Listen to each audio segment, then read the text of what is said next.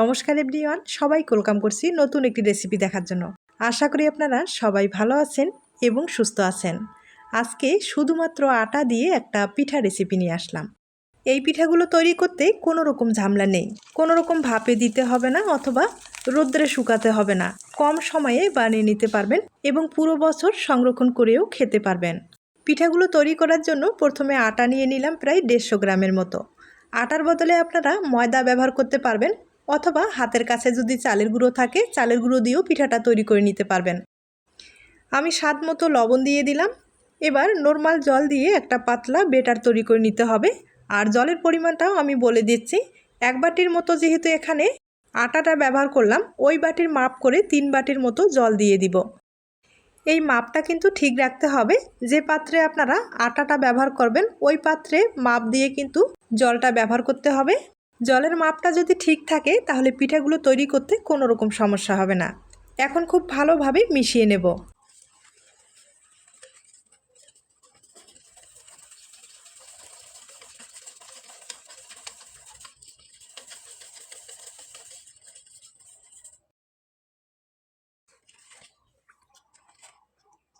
খুব ভালোভাবে মিশিয়ে নিলাম। এখন যেটা করতে হবে, এখানে সামান্য পরিমাণে আমি একটু ফুড কালার ব্যবহার করব। আর ফুড কালারটা ব্যবহার করলে পিঠার কালারটা কিন্তু খুব ভালো আসবে। আটার এই পিঠাগুলো শুকানোর পরে কালারটা কিন্তু ভালো আসে না, তাই আমি একটু ফুড কালার ব্যবহার করলাম। তবে আপনাদের ক্ষেত্রে যদি ফুড কালারটা পছন্দ হয় দিয়ে দিবেন অথবা স্কিপ করতে পারেন।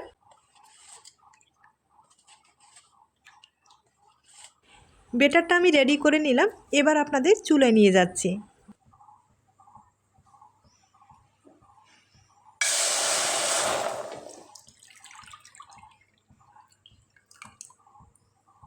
বেটারটা আমি কড়াইয়ে ঢেলে দিলাম।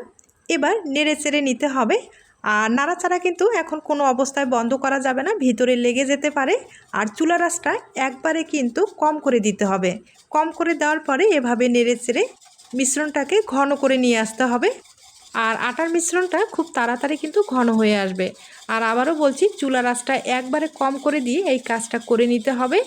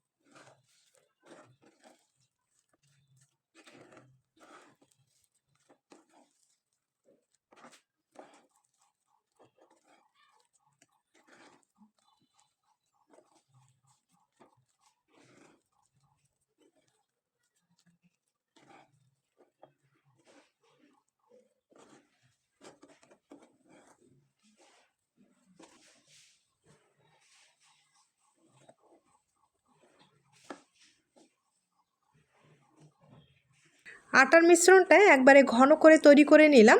আর কিভাবে বুঝবেন যে হয়ে গেছে, হাত দিয়ে কিন্তু একটু চেক করতে পারেন।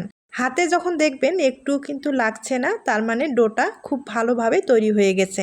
এবার পিঠাগুলো তৈরি করে দেখিয়ে দিচ্ছি। তার জন্য অবশ্যই প্লাস্টিক ব্যবহার করতে হবে আর হালকা করে তেল লাগিয়ে নিতে হবে।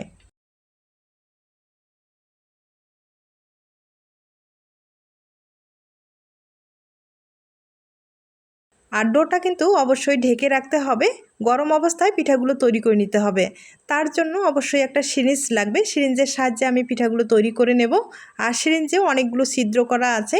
এবার আমি সামান্য পরিমাণের ডো সিরিঞ্জে ঢুকিয়ে পিঠাগুলো তৈরি করে আপনাদের দেখিয়ে দিচ্ছি।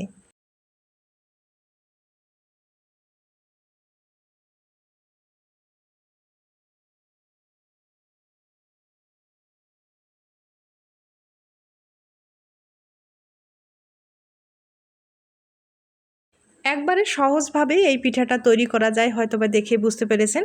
শুধু ডোটা কিন্তু ভালোভাবে তৈরি করে নিতে হবে আর একটুও যেন দানা থাকে না সেই দিকেও লক্ষ্য রাখতে হবে। তবে এই ডোটা ঠান্ডা হয়ে গেলে সিরিঞ্জের সাহায্যে কিন্তু পিঠাগুলো তৈরি করা যাবে না, তখন কিন্তু শক্ত হয়ে যাবে। আর শক্ত হয়ে গেলে এই যে সিরিঞ্জের ছিদ্রগুলো আছে সেগুলো কিন্তু বন্ধ হয়ে যাবে, সহজে পিঠাগুলো তৈরি করা যাবে না। তাই গরম অবস্থায় যতটুকু সম্ভব তাড়াতাড়ি এই পিঠাগুলো তৈরি করে নিতে হবে। আর ডোটাকে অবশ্যই কিন্তু একটা ঢাকনা দিয়ে ঢেকে রাখতে হবে।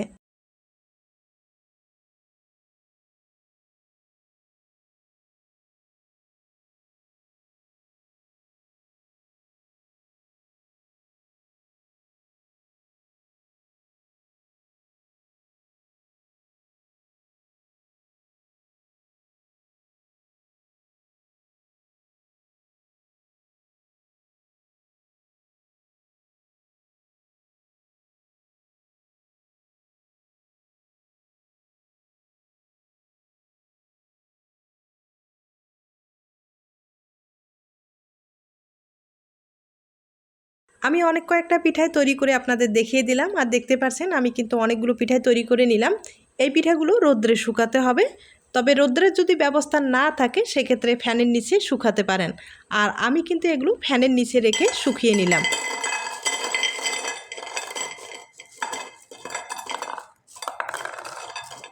আর শুকানোর পরে দেখতে পাচ্ছেন পিঠাটা কতটা সুন্দর হয়েছে। এভাবে কিন্তু আপনারা দীর্ঘদিন পর্যন্ত সংরক্ষণ করতে পারবেন। তবে আপনাদের যদি রৌদ্রের ব্যবস্থা থাকে তাহলে কিন্তু পিঠাগুলো রৌদ্রে শুকিয়ে নেবেন, আর রৌদ্রে শুকালেও অনেক দিন পর্যন্ত ভালো থাকবে। এবার আমি কয়েকটা পিঠা আপনাদের তেলে ভেজে দেখিয়ে দিচ্ছি।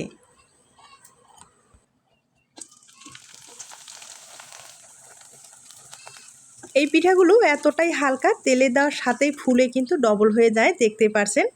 আমি একইভাবে আরও কয়েকটা পিঠা আপনাদের ভেজে দেখিয়ে দিচ্ছি।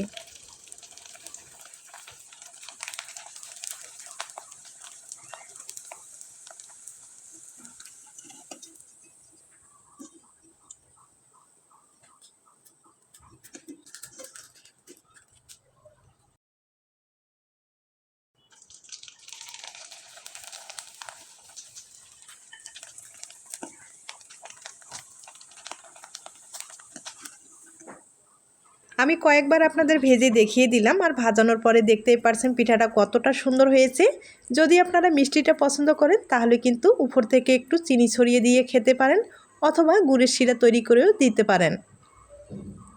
আর পিঠাগুলো কিন্তু এতটাই মুচমুচে হয়ে থাকে, দেখতেই পারছেন।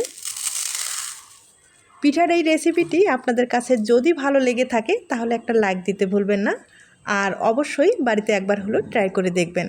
তাহলে আজ এ পর্যন্ত, নতুন কোনো রেসিপির সাথে আবার দেখা হবে। সবাই ভালো থাকবেন এবং সুস্থ থাকবেন।